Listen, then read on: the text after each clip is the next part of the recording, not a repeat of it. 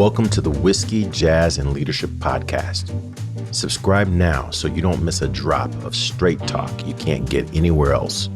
We discuss the whiskeys to drink, music to listen to, and what it really takes to be an effective leader. I'm your host, Galen Bingham, the leadership strategist. Tonight's guest, jeweler, founder, and owner of Adam Foster Fine Jewelry, Adam Foster.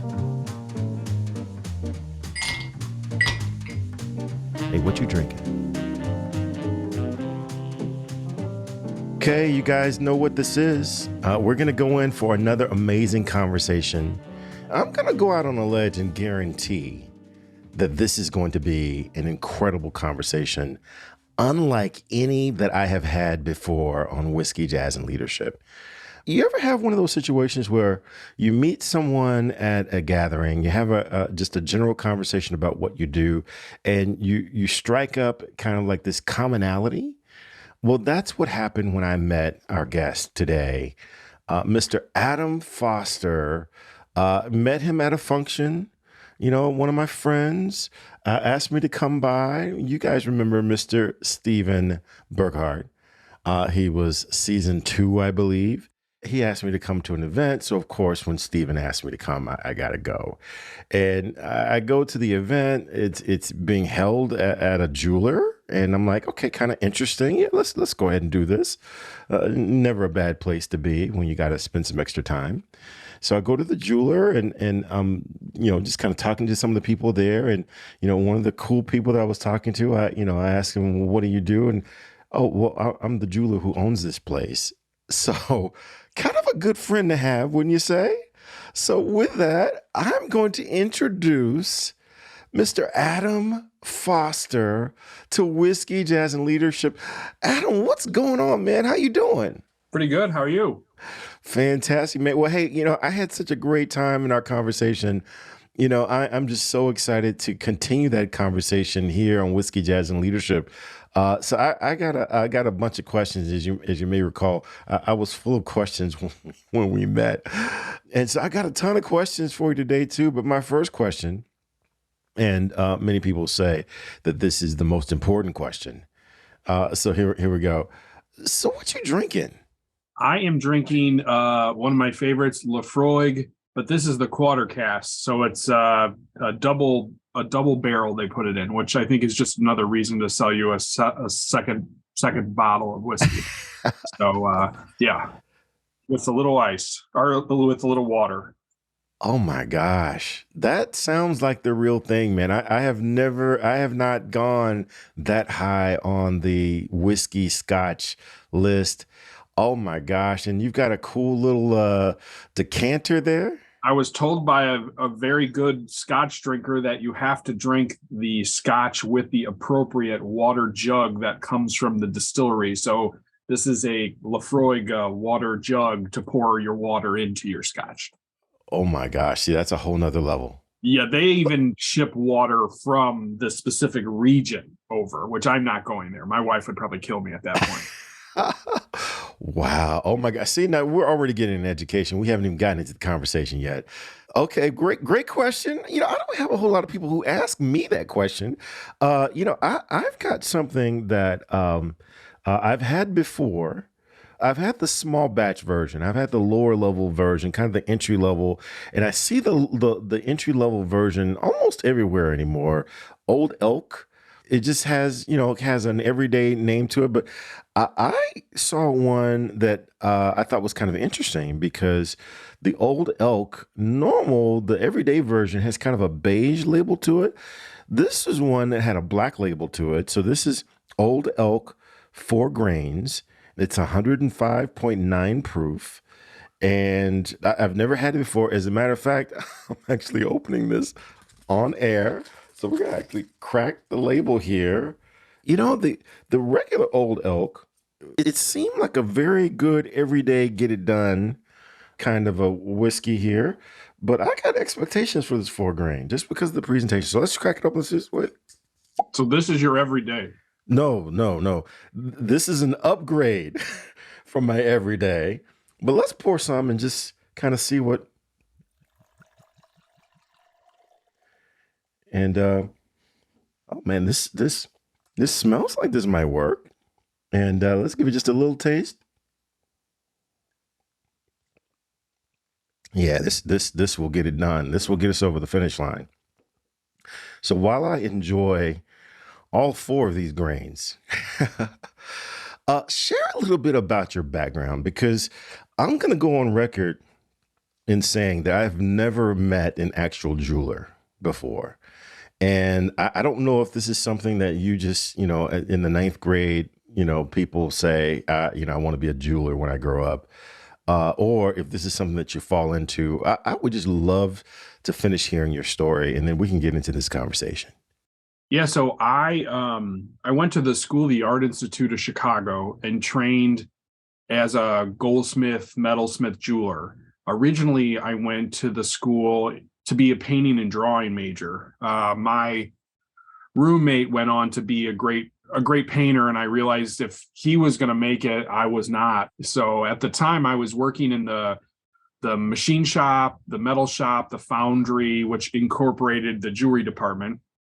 And I enjoyed that. I grown up in old houses, working on them the whole time. So getting dirty, getting your hands dirty, making things, fixing things was no big deal. I could do that.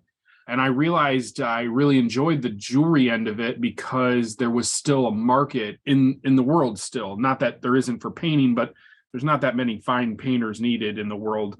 And commercially, it's hard to make a living that way.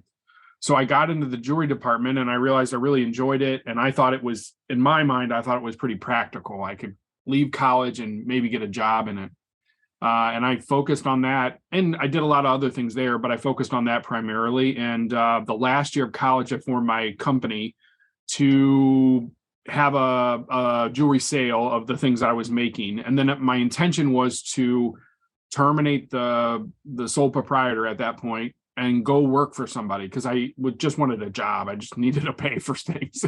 And getting out of college and I moved back to St. Louis because this is where my home is. I felt like I had more connections here. I realized that most of St. Louis, even if they do some jewelry work, they're really not making or designing things from scratch. It's more component parts that are assembled or repairs or things like that. But there's no real industry here. And that's when my father said, well, you paid all that money for school and you're just going to give up on it. So I kept the LLC and I moved to South St. Louis in a tiny studio that a business professional who worked at Rossa Perina, he had a studio in South City that he painted, just for fun. And other professors from WashU and SLU had studio space there. And I just needed a room to make things in. So I rented a room. It was $50 a month is where I started.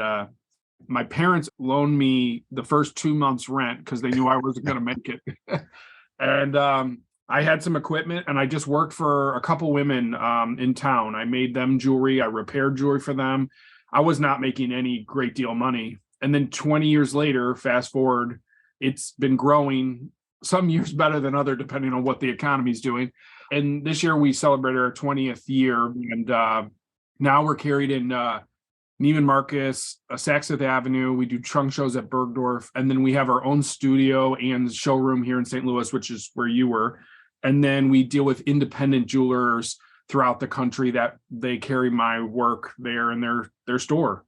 Wow. I mean, that's an incredible story. And, I want to get deeper into just what has to be a fascinating industry to be in.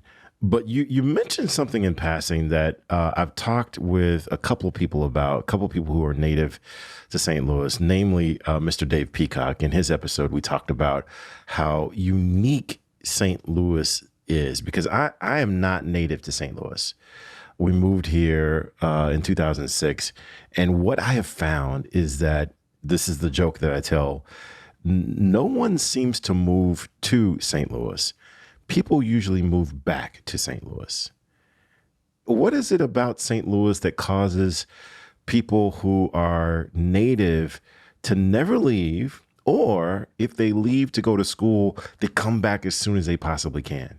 When I went to school, I had no real intention on returning to the city. I love Chicago. I love New York. I love big cities. I love all that.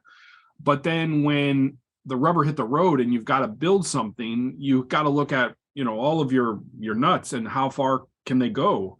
So I thought, you know what, I've got some connections. I grew up there. I spent years there. My parents were here, not that they're in the jewelry industry, but maybe they knew somebody, like all of those interlocking things. So when I came back, I thought, I don't know if I want to be here, but at least I can get my feet underneath me and build this thing. And then for a long time, I thought, I'm not sure if I want to stay. But then as I started to travel for work and experience other cities and what people, whether they were of my level or much, much, much higher in business, I would hear their like woes and what they were dealing with. And I thought, I don't even have to deal with that in St. Louis. I mean, my store and studio here is over 4,000 square feet. I mean, that's a restaurant in most cities. So I wasn't interested in that. And then as I got to travel for work, I realized I get to enjoy all of these great places and experience them. And then I get to come back to St. Louis where I can get around, I can have interesting things, I can have green space for my kids to run around, I can, just all those nuances that I do really enjoy. But I get to go out in the rest of the world and enjoy a lot of other places to kind of like satiate the, I'm not stuck in the Midwest kind of thing. But I do think there's a lot of great people here. I think there's a lot more willingness to say, hey, I'm not in that same business, but maybe we could work together, because I think in the jewelry industry, a lot of people in this market, maybe like they don't work together too much, but outside of that, I think there's a lot of industries where like, I've got a connection with that company, I can help you, or I know some people that you should know. And I just think it's a friendly Midwestern thing. And I don't think there's anything wrong with being friendly. Oh my gosh. I mean, one of the concepts I learned really, really early. I think I must have still have been in my teens, and I definitely stole this book from my dad. If you've listened to a few episodes, you may sense a theme that I stole a lot of books from my dad. But one of the books that I stole from him was Mark McCormick, and he wrote What They Didn't Teach Me at Harvard Business School. And from that book, it said, all things being equal, friends buy from friends. All things being unequal, friends buy from friends. So I took from that, it's important to make friends. And so that seems to be what you leveraged a great deal, at least to launch your business. I think you have to make friends. I mean, my customers, which I call my collectors, a lot of them are friends. Some of them are really good friends. And this is what I do. And I hope that if someone were in need of something, they would come to me and ask, whether it was for just some questions answered, or ultimately, can you help me make this or find these things for, this is what I would like to buy. I'd love to help people, but I also love to just tell people, if that's what you're interested in from that other company, at least know what you're buying. And then you make the decision. I'm still going to feed your friend if you walk into Cartier and buy that. I think that's great. Wow. Fantastic. I mean, so really, although you're obviously in the jewelry industry, it sounds like your real business is just connecting people and servicing whatever it is that they're looking to do. And then you use your jewelry to do as a means to do that. Yeah. And I mean, I think a lot of times in my industry, the idea that, I own a jewelry store and people come to me to buy things, the difference in the company that I own and run is we design, we manufacture, and we source all of the things that we are making our jewelry out of and then giving and selling to people. We're not getting it from catalogs. We're not a middleman where we open the UPS box up and put it on the floor and sell it. So I think there's value there, and it doesn't necessarily cost anymore. You could ask me anything and I will tell you. And if I don't know, I will say, I'm not sure on that, but let me call the cutter across the country or the world and find out where that's mined at or what the question you had was.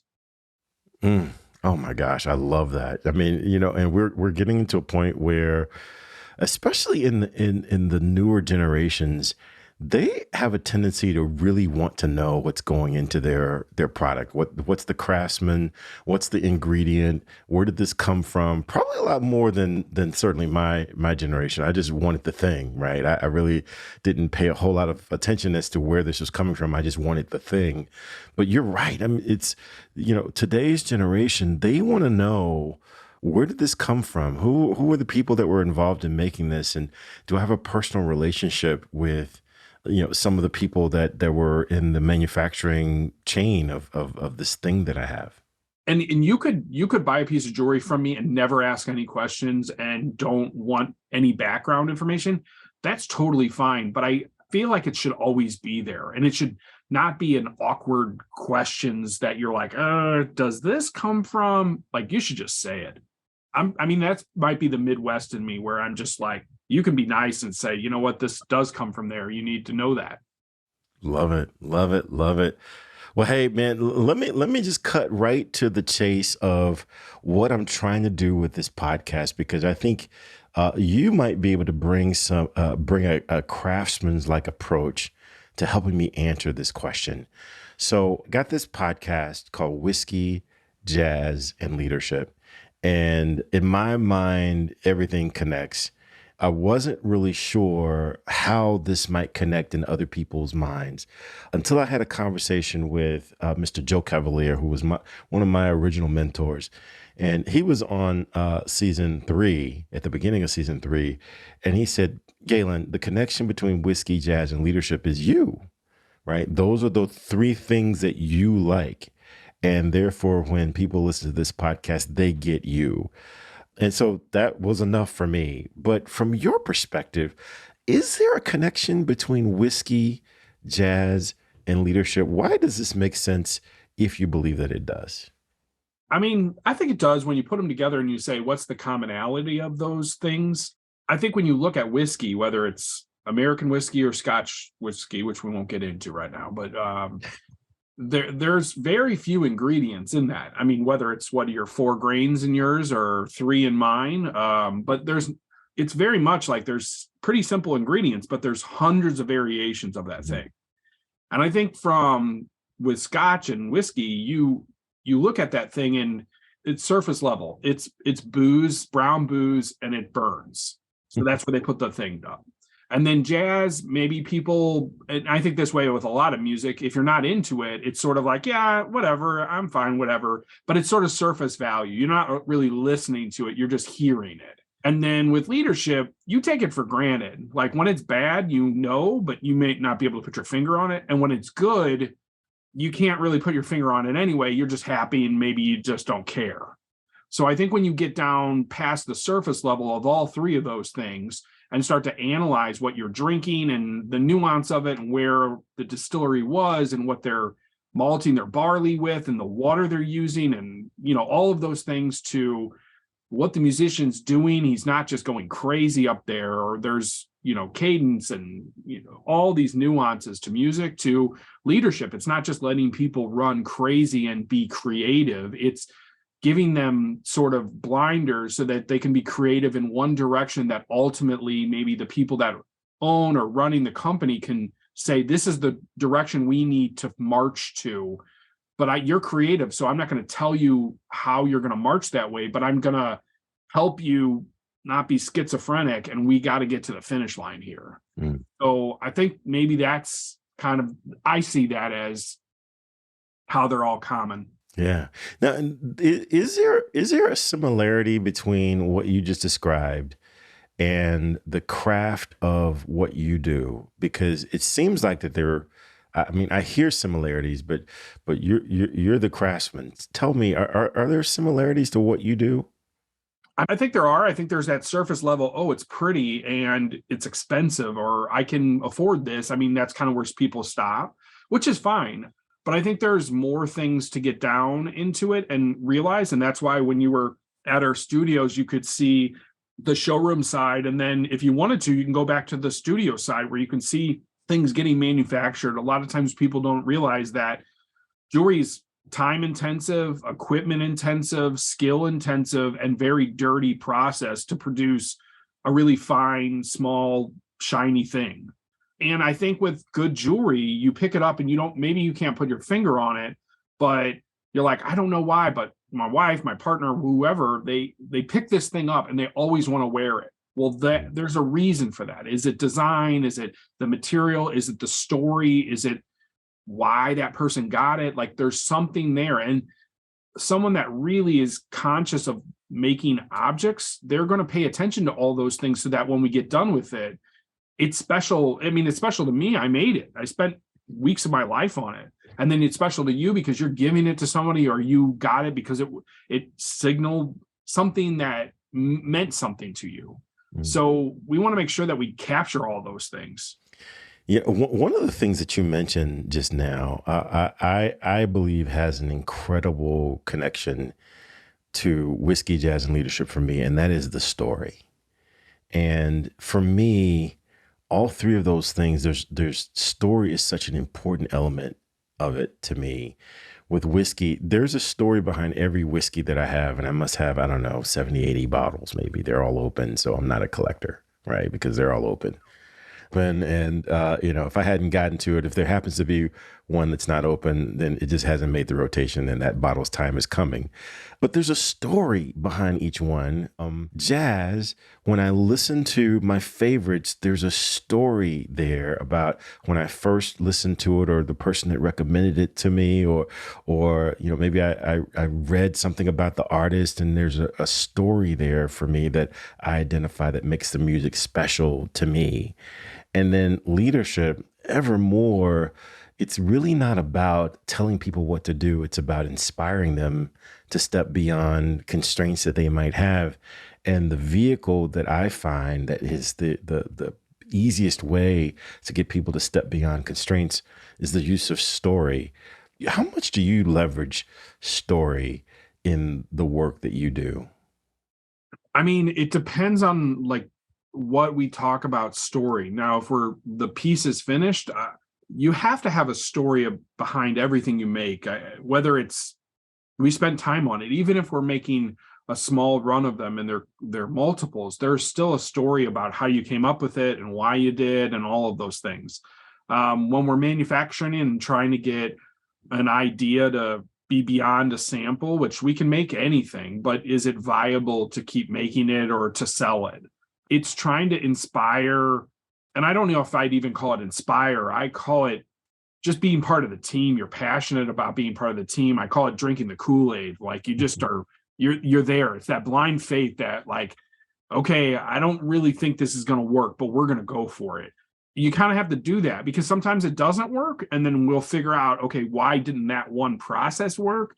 And then we keep working. I mean, we're manufacturing things that, a year ago was an idea and we still have not brought it to market.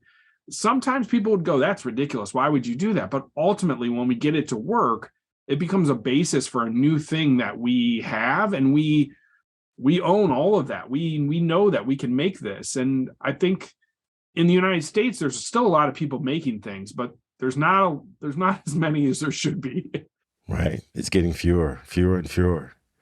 Yeah, one of the things that a lot of my listeners might remember is that I've got a real fondness for Kobe Bryant, and not so much Kobe while he was playing, but the Kobe that we got to see after he retired and he started pulling back the curtain on his work ethic and his approach to getting better at the game. And one of the things that he said, I'm going to paraphrase, he says something similar to, good players are good at their craft. They're good at their thing. Great players love the process of getting better. Good players, they're good at their craft. They're good at their thing. But great players love the process of getting better. Well, how do you react to that as it pertains to the industry that you're in? I think of that's, I don't even know if I consider that a saying that it's just ingrained in you. Like you just have to be humble and you have to keep getting better and better. And then there's those times when people are like, how did you get this good at it? And I don't think you think about that. I think you just think about, hey, we got to that next notch. We need to keep going, notching up. I'm not interested in what anyone else is doing or what they're making or anything. I'll pay attention, but ultimately it's us. We're playing our own game here and we're doing our own thing. I hope everyone has success, but our heads are down and we're focused.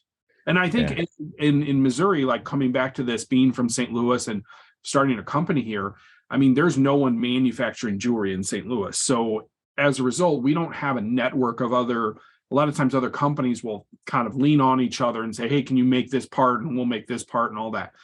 We don't have that, which is honestly, I think it's totally fine. It can slow the process down, but it makes you completely self-sufficient. I mean, we are an island.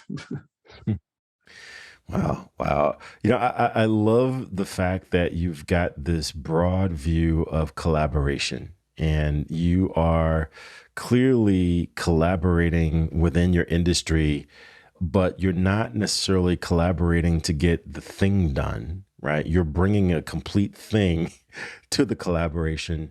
And so many times I see people wanting to collaborate when they don't know how to do something, right? And they're collaborating from the standpoint of, can you show me how to do this thing that I've got to do? You seem to be bringing a complete thing. You're bringing a mastery, and you're saying, let me leverage my mastery, combine that with your mastery, and let's come up with something totally different. I think that's great, but I also don't, I mean, if I'm collaborating with someone, I don't know if I would call it a collaboration if I need help. I just call you and say, Galen, I need help. I need to know how to do this. Can you either help me learn that, or can you connect me to somebody that I can just pay to have that tool made to help me do this? I think that's in business. I hear that a lot when people are like, oh, maybe we could collaborate. And you're like, this is what I have. What do you have? Like, that's a true collaboration. It's two people coming together and I'm getting just as much as I'm giving. And I think if the other person doesn't have all that to give, I don't think that's a bad thing, but it's not a collaboration. You just have to ask for, hey, can you help me get to this, to point B? And then I could say, I don't have time right now, but maybe later I could actually help you do that. But let's not call this a collaboration. Right. I love that. Let's call a thing, right? Let's call it what it is. Because then everybody's happy with like the outcomes of it. I mean, if we call it a collaboration and you want me to give you advice about jazz, it's gonna be bad for you. And I'm just gonna be struggling. Right. I love it. So ultimately, like, you gotta make those partnerships and just be truthful about, this is what I'm looking for. I think intelligent people that come to two things together, they know ultimately what's going on, but just make it verbal.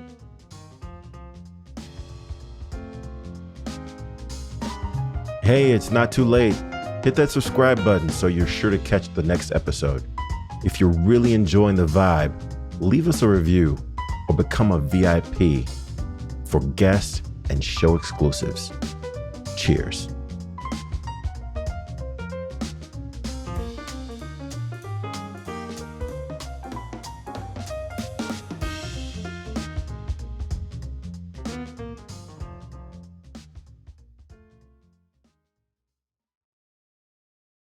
This podcast is a part of the C-Suite Radio Network. For more top business podcasts, visit c-suiteradio.com.